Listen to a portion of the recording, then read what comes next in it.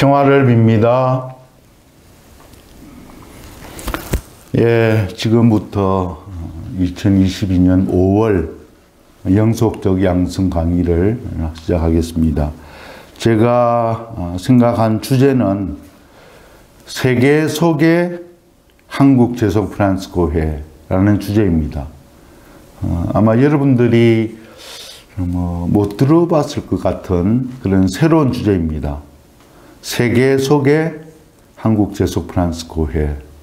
그래서 뭔가 하면요, 깊이 있는 내용보다는 좀 폭넓게 이해하자는 면에서 우리 제속 프란스칸들, 과거에는 주로 프란스고 3회원이라 불리웠는데 이들이 수적으로, 역사적으로 얼마나 많은 숫자가 있었는가, 그리고 지금 전 세계 제속 프란스칸 숫자가 얼마나 되는가, 몇 개국이나 펼쳐져 있는가, 그리고 이들의 변동, 흐름은 어떤가 하는 그런 것에 대해서, 그리고 한국에는 몇 개 지구가 또 몇 개 단위가 있고 회원수는 얼마나 되는가 하는 그런 것에 대해서 좀 알려드리고 좀 우리의 이해의 폭을 좀 넓히는 그런 시간을 가지려고 합니다. 먼저 질문할 수 있는 것이 전 세계 나와 같은 성소를 받은 제속 프란스칸 숫자는 얼마나 되는가 하는 그 점입니다. 2022년 정확한 통계가 나온 적은 없습니다. 대개 형제회 총회를, 세계총회입니다. 세계총회를 하고 나면 각 국가에서, 각 지역에서 보고를 하고 취합되는 것인데 그것이 시간이 좀 걸리더라고요. 아직까지는 전 세계 숫자가 나오지 않은 것으로 봅니다. 그런데 대개의 숫자는 짐작할 수 있는 그런 것이 있습니다. 왜냐하면 회원 숫자는 급격하게 막 빈정되는 그런 것은 아니기 때문입니다.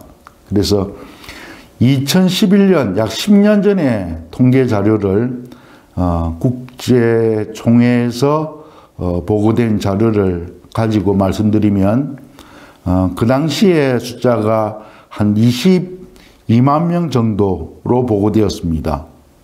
22만 명. 그런데 보고되지 않고 하는 그런 숫자를 포함하면 약 30만 명 가까이 될 수도 있다. 그러니까 20만 명에서 22여만 명이라 보면 되겠네요. 10년 전에 자료를 보면 22여만 명의 회원들 숫자가 있다. 어디가 제일 큰지 궁금하시죠? 국가별로 제일 많은 숫자는 이탈리아입니다. 물론 프란스고 성인이 직접 사면들을 만드셨고 부르셨고 그들에게 생활 양식을 써주셨고 하기 때문에 역사가 800년 된 곳이니까 이탈리아의 회원수는 2만여 명으로 보고됩니다. 두 번째로 보고되는 숫자는요, 멕시코입니다. 17,000명. 브라질이 세 번째인데 16,000명으로 보고되고 있고, 네 번째로 미국이 15,000명으로 보고됩니다. 다섯 번째로 인도 14,000명입니다. 그 다음에 여섯 번째가 한국입니다. 9,800명. 그래서 전 세계적으로 한국이란 나라의 제속 프란스칸 위상이 결코 적지 않습니다. 그리고 이 나라들의 가톨릭 역사와 비교해보면 아주 대단합니다. 한국은 가톨릭 역사가 얼마 되지 않습니다. 기껏 200여 년이죠. 그죠? 그리고 제속 프란스칸 역사는 100년도 되지 않습니다. 1937년도에 시작했으니까 이제 뭐 80년 그런 정도의 역사인데요. 이런 역사에 비해서 9,800, 약 10,000명을 하고 있는데 이것은 대단한 역사입니다. 다른 나라의 역사와 그러니까 선교의 역사 그리고 프란스칸 역사와 비교해보면 이는 그야말로 깜짝 놀랄 만한 그런 발전이라고 할 수 있습니다. 저는 아시아 이쪽 오세아니아 대회를 한 10년 전인가요? 10년이 아직 채 못 됐습니다. 그때 대전에서 개최한 적이 있습니다. 아시아 대표, 오세아니아 대표들이 모여가지고 약 한 100명, 100여 명 함께 한 적이 있는데, 그때 오신 분들이, 아시아 오세아니아에서 오신 분들이 한결같이 물은 것이 한국에 왜 제소 프란스칸들이 그렇게 많은가? 어떻게 해서 그렇게 많은가? 그래서 부러워하고 우리에게서 많은 것을 배우려고 했습니다. 우리가 뚜렷이 생각나지 않았습니다. 단지 이야기할 수 있는 것은 우리 신앙의 뿌리, 순교자들의 뿌리라는 것을 그때 언급했고, 그 다음에 일회와의 협조, 관심이 좋았다. 그런 두 가지를 이야기한 적이 있습니다. 좌우간 한국은 아주 대단히, 우리 가톨릭의 역사도 그렇습니다만 제소 프란스칸의 역사도 짧은 반면에 굉장히 발전했다. 전 세계에서 6번째로 많은 그런 숫자를 가지고 있다. 대단한, 그렇게 이야기를 할 수 있습니다. 물론 이 자료는 2011년, 10년 전의 자료입니다만 10년 후인 지금 이야기한다 하더라도 큰 변화는 없을 겁니다. 오히려 좀 축소되고 좀 더 약해졌다고 보는 것이 정확하겠죠. 그런 점에서 앞으로 나올 2021년 총회 보고 자료가 기대가 됩니다. 저는 2021년 총회 자료에서는 한 10몇만 정도의 전 세계 회원에 한국은 오히려 지금 더 성장했다고 보고 순위가 더 올라갔다고 봅니다. 이탈리아, 멕시코, 브라질, 미국, 인도, 폴란드, 한국이라는 이 숫자에서 오히려 더 올라갔을 것이다 라고 그렇게 혼자 추정해 봅니다. 이렇게 전 세계 회원 숫자 그리고 한국의 위상을 보았고요. 그러면 역사적으로 어땠을까 하는 그런 점을 이야기할 수 있는데요. 20세기에 회원 수가 제일 많았던 적은 언젠가? 그런 궁금증을 가지게 됩니다. 물론 800년 역사에서 이야기할 수 있겠습니다.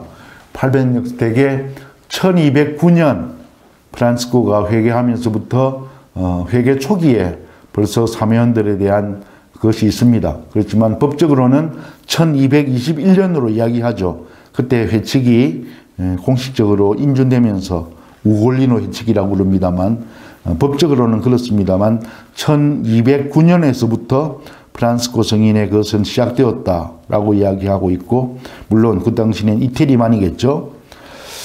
역사를 보면서 처음에는 거의 유럽의 일부에서 시작됐던 회개운동이었고, 이것이 일회원들의 확장과 함께 자연스럽게 회개운동, 사모회원들의 회개운동도 널리 퍼지게 됩니다. 그러면서 일회원들의 성장과 전 세계적으로 선교 활동에 힘입어서 제소 프란치스칸들도 전 세계적으로 확장되게 되죠. 그러면서 이제 점차 커지게 되는데요. 20세기에 있어서 회원 수를 보면 그때는 수도에 별로 구분이 됩니다. 그리고 OFM 지도, 콘벤투알 지도, 카푸친 지도, 율수삼회, TOR이라고 하는 율수삼회 지도, 이렇게 수도회의 보고자료들로 되어 있습니다. 왜냐하면 그 당시는 전 세계적으로 유기적인 단체가 아니었기 때문입니다. 20세기의 모습을 보면요. 1903년도에 보고된 자료를 다 합치면 전 세계 회원수는 173만 명으로 보고됩니다. 173만 명. 그리고 10년 후에 보고자료를 보면 244만 명으로 보고되고 1924년 보고자료는 315만 명으로 보고됩니다. 1934년에는 390만 명으로 전 세계 보고되는데, 아마 이 숫자가 전 세계에서 제일 많은, 역사적으로도 제일 많은 때가 아니었나 생각합니다. 1934년. 그 당시에 교황님의 역할도 있었고 1934년 그때부터 좀 줄어들기 시작합니다. 1942년도에는 279만 명, 1952년도에는 245만 명, 60년도에는 220만 명, 1970년도에는 124만 명 이렇게 보고됩니다만 점차적으로 그것이 숫자가 줄어서 현재는 한 20만 명 남짓의 그런 숫자가 될 것이다. 이런 숫자는 제가 제소 프란스코의 역사라는 책을 약 10년 전에 펴낸 적이 있습니다. 이걸 하면서 세계의 역사 또 이런 데이터들을 여러 방면으로 수집해가지고 묶어놓은 책이 있습니다. 국가형제에서 아마 절판된지 모르지만 제소 프란스코의 역사책을 보면 좀 더 구체적인 것을 볼 수 있습니다. 추천드립니다. 그래서 세계 속의 숫자, 20세기 회원의 숫자, 이 두 가지를 살펴보았는데요. 이 두 가지 숫자에서 우리가 볼 수 있는 것은 한국이란 나라가 제소 프란스칸 역사에 있어서 결코 소홀히 되지 않는 아주 중요한 역할을 하고 있는 형제, 국가 형제회이고 회원들이다. 그리고 역사적으로 볼 때는 굉장히 수적으로 굉장히 축소되고 있는 그런 시절에 와 있다. 코로나 시기를 지내고 나면 거의 반토막이 된다고 해도 될 겁니다. 왜냐하면 사실 지금 회원들이 특히 외국에 있는 회원들이 굉장히 연로한 회원들이거든요. 젊은 회원들. 제가 젊다 그러는 것은 5, 60대를 젊다고 그러는 겁니다. 젊은 형제회는 사실 굉장히 소수입니다. 안타깝게도. 그래서 아시아 쪽에서 남미 쪽에서 그 형제회의 회원들이 그나마 충실히 하고 있다라고 그렇게 보고 있습니다. 세 번째로 살펴볼 일은 다른 수도 가족은 어떤가 그런 점입니다. 참고로 보십시오. 다른 수도 가족. 다른 수도 가족은 1회, 2회, 3회 이런 숫자입니다. 그죠? 그래서 이 숫자를 볼 것 같으면요. 1회원들은 크게 여러분들 알고 있는 대로 세 가지 갈래가 있습니다. 작은 형제회, 콘벤투알 프란스코회, 카푸친 작은 형제회. 그래서 2010년 약 10년 전에 통계 자료가 저에게 와 있는데 그 후에도 숫자는 계속 정확히 보고됩니다. 이런 숫자는 교황청에 매년 보고해야 되는 것이고요. 그래서 10년 전에 숫자를 보고드리면 OFM 작은 형제회가 13,800여 명. 이것은 6기 종신을 합힌 겁니다. 수련자 제외합니다. 성대서약자, 유기서약자 합친 숫자가 작은 형제회가 13,800여 명으로 보고됐고 카푸친이 1,400여 명으로 보고됩니다. 콘벤투알이 4,100여 명으로 보고됩니다. 그래서 1회원들 총 숫자가 28,470명으로 2010년에 보고되었습니다. 10년이 흐른, 12년이 흐른 지금 이 숫자는 많이 줄어들었습니다. 그래서 적어도 한 10%, 20% 정도 줄어들었다고 보는 것이 정확할 것이고, 그렇다 그러면 OFM의 2022년도 추정치는 약 한 10,000명으로, 카푸친이 약 한 8,000명으로, 콘벤투알이 약 한 3,000여 명으로 그렇게 보고가 됩니다. 추정됩니다. 2022년은요. 2회 글라라회는 어떤가? 글라라회는 2005년도 보고가 이렇게 되어 있는데요. 다 합해가지고 13,000명으로 보고됩니다. 글라라회는 역사적으로 변천 과정을 거치면서 글라라회, 우르바니 때, 카푸친 글라라회, 꼴레티나, 콘셉시오니스트 이런 식으로 분류되는데 모두 다 글라라회의 가지들입니다. 이 가지들 다 합치면 93년도에는 18,000여 명으로 보고되었고 2005년도에는 13,000여 명으로 보고됩니다. 여기에 수도원 숫자는 굉장히 많습니다. 왜냐하면 대개 10여 명으로 수도회를 구성하거든요. 봉쇄 관상 수도원이기 때문에 그렇습니다. 그리고 사매의 기타 총계 자료를 하나 말씀드리면 TOR이라는 숫자가 있습니다. TOR이라는 것은 율수 사매로 우리 흔히 번역하는데 수도회 역사를 보면 사매원들 중에서 수도 생활을 지향해서 수도회로 구성된 분들을 율수 사매라고 그럽니다. 1500년대에 구성되죠. 남자 TOR이 있고 여자 TOR이 있습니다. 그래서 남자 TOR은 숫자가 몇백 명 안 됩니다. 한 400여 명. 여자 TOR은 약 한 3,000여 명. 그리고 남자 수도 사매, 수도회인데 수도 사매의 회칙을 받아들이는 약 2,500명, 여자 수도 사매가 20여만 명 그렇게 되어 있습니다. 이렇게 해서 세계 속의 프란스칸 가족들을 간단히 수적으로만 이야기 드렸고요. 한국에서의 내용을 좀 끝으로 말씀드리고 싶습니다. 한국의 지구들이 14개인가 있죠? 이 중에서 형제회가 서울 쪽에는 세 수로 나눠져 있습니다. 중서울, 동서울, 서서울 이렇게 나눠져 있고 최근에 구성된 것이 강원지구 4개 형제회가 이렇게 되어 있는, 저는 이 숫자를 유심히 보면서 또 그러면서 2014년과 2020년 6년 동안의 변화를 또 한번 비교해 봤습니다. 2014년도에 회원수는 9,833명으로 보고됩니다. 2020년도에는 13,849명으로 보고됩니다. 이 숫자는 6년간 동안에 약 한 4,000명이 늘은 거죠. 정확히 6년 동안에 4,000명이 늘었고 그 퍼센티지는 40.8%가 증가했습니다.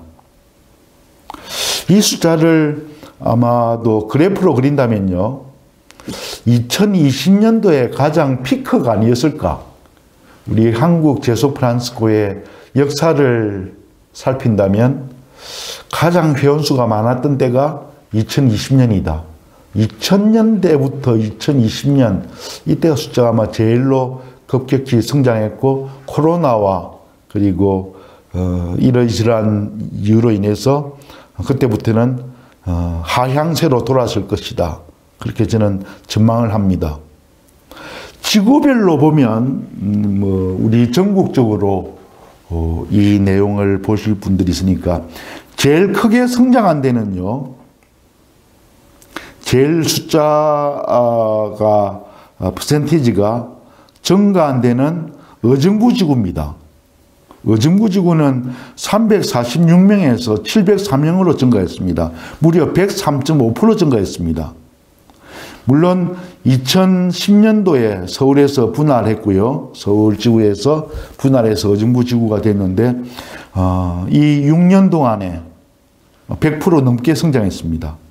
굉장한 큰 성장이라고 할 수 있죠. 그런가 하면 대구지구, 지금 대구 교구의 지역입니다. 대구지구에서 74%나 증가합니다. 2014년도에 475명에서 2020년 827명으로 74.1%, 두 번째로 증가폭이 크고요. 그 다음에 청주지구 469명에서 287명에서 469명으로 63.4% 증가합니다. 제주지구도 60% 증가하는데 472명, 295명에서 472명으로 증가합니다. 이렇게 증가의 폭이 큰 데가, 그러니까 회원수가 굉장히 늘은 데가 그런 반면에 거꾸로 한번 봅시다. 제일로 퇴보한 데가 어딜까요? 서울입니다. 안타깝게도. 서울은요, 그 6년 동안에 25.6% 증가합니다. 제일로 증가폭이 낮습니다. 서울이 여태까지는 형제회에서 주도적인 역할을 했다고 이야기할 수 있습니다. 형제의 발전을. 지금은 그때가 아니다. 안타깝게도 서울에 있는 세계지구가 그 역할을 다하고 있지 못하다. 물론 이것은 단순한 수치로만의 것이기 때문에 더 깊은 것은 이야기할 수 없습니다만 숫자적으로 20%대가 서울, 인천밖에 없습니다. 나머지는 20%가 대가 없습니다.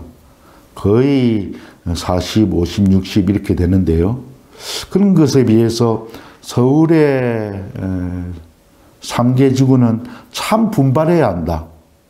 여러 가지 면에서. 그래서 한국의 특수성에 비춰보면 서울이 살아야 전국적으로 그 영향이 미치고 함께 성장할 수 있습니다. 자, 이렇게 지구별로 정감의 모습들을 봤습니다. 결론적으로 몇 가지만 이야기 드리겠습니다. 제소 프란스코의 역사, 숫자를 비교해 보면 일회와의 긴밀한 관계가 필요합니다. 가끔 일회 영부와 불편한 모습을 보이는 데가 있습니다. 서로 양보하고 협조해서 일회에서 서로 주고받는 좋은 관계를 통해서 성장해 가야 합니다.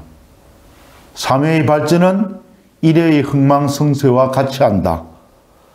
아마도 설립관, 영적 보조 이런 것이겠습니다만, 그래서 사소한 자그마한 그런 다툼, 갈등을 인해서 전체를 망치지 마십시오. 함께 해나가야 합니다. 두 번째로 역사를 통해서 이야기하는 것은 숫자로 발전이 있는 것은 아니다. 그렇게 이야기합니다. 다시 말씀드리면 숫자로 굉장히 많을 때가 있었지만 그때 형제가 가장 충실했다. 그렇게 역사학자들 보지 않습니다. 시대의 정신에 깨어있을 때, 복음의 정신에 활발할 때, 의식이 있을 때 활발하게 잘 살았다라고 그렇게 평가할 수 있습니다.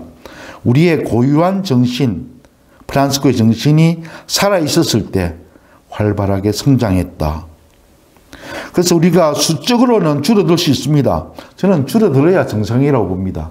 그러나 우리의 정신, 우리의 의식, 우리의 복음 정신은 더더욱 깨어있어야만 수적으로는 줄어들더라도 우리가 살아남을 수 있는 존재 이유가 된다. 그렇게 봅니다. 5월 영속적 양성 강의를 마치겠습니다. 감사합니다.